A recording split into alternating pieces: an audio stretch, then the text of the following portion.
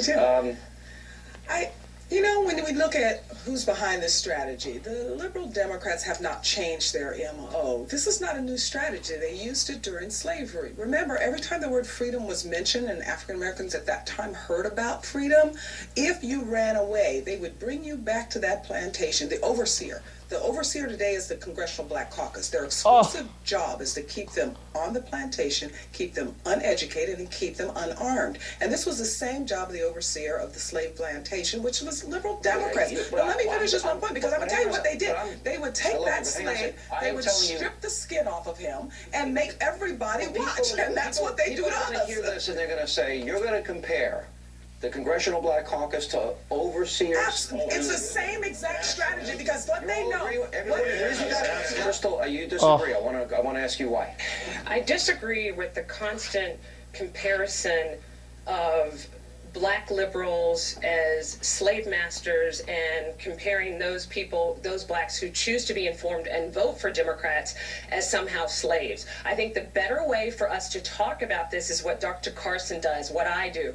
When you talk about the history of the Republican Party, when you talk about the fact that Lincoln and Republicans from before slavery through to 1964 and beyond with President Nixon, Republicans are the ones who fought for civil rights, who fought for opportunity for blacks, who actually, Nixon, nobody knows this because they don't know their history.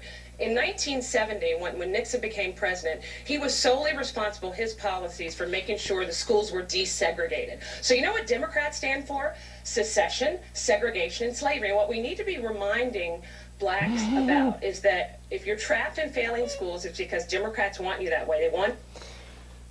That last woman was my favorite, because Hannity's like, oh, tell us why you disagree that Congressional Black Caucus aren't slave masters. And she's like, yeah, you know, I totally disagree with that. They're slave masters. She starts off by saying they're not slave masters. She ends by saying they're slave masters. Which is it? Oh my God, these guys, they don't have any logic. So look, let me actually respond, even though I shouldn't have to, because this is the dumbest shit I've ever heard in my life. They say, oh, liberal Democrats are slave masters, of course. And they say the Congressional Black Caucus are slave masters. And then they go on to say the history of it. They go, well, yeah, you know, people don't know this because they don't know their history. Actually, the one who doesn't know their history is you. So until 1964, the Republicans were the liberal party, and the Democrats were the conservative party. The parties switched in 1964. And the reason why they switched is because the conservatives said, yeah, I'm still racist. So I'm going to go to the party that is more kind to racists and is more willing to express our views. That's when they became Republicans.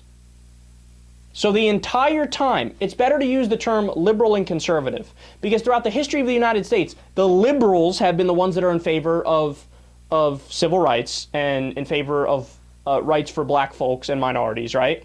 And the conservatives have always been the ones that are against it. So her fundamental flaw is when she says, yeah, until 1964, the Republicans were the better party. Yeah, because they were the liberal party. They were the equivalent of today's Democrats back then, right? And then, but she slips it in there. She goes, until 1964 and after the Republicans have been fighting for civil rights for minorities. Thought I wouldn't catch that, huh? No, not after. After, they fully stopped fighting for civil rights. They wholly became the party against civil rights.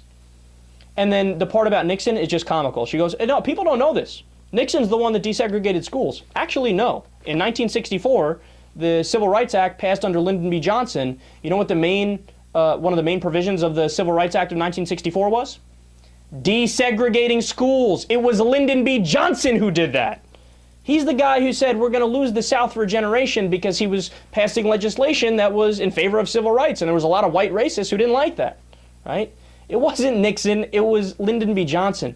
They don't know anything, man. And then furthermore, I mean, that's just, honestly, that goes beyond just being factually incorrect to say that today's Democrats are like slave masters. That's beyond factually incorrect. That's just flat out, and I don't use the offensive card much, but that's just flat out offensive. So let me get this straight. Because Democrats fight for stuff like health care for everybody, we're slave masters. That makes less than 0 sense. Because we fight for things like, I don't know, you pick the issue. Equal pay for women. Well, we're obviously like slave masters. I mean, on what planet, by no stretch of the imagination, is that even remotely true? But they say it anyway. They say it anyway. Now, look, I've been biting my tongue this whole segment from saying what I wanted to say from the jump about these black conservatives here. But I'm going to just go ahead and say it, because it needs to be said. These are some fucking Uncle Toms if I ever seen them in my life, man.